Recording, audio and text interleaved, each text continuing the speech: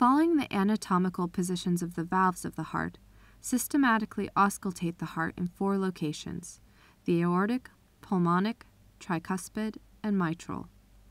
Using the diaphragm of the stethoscope, place it firmly over the second right intercostal space, then to the left second intercostal space, over the pulmonic valve.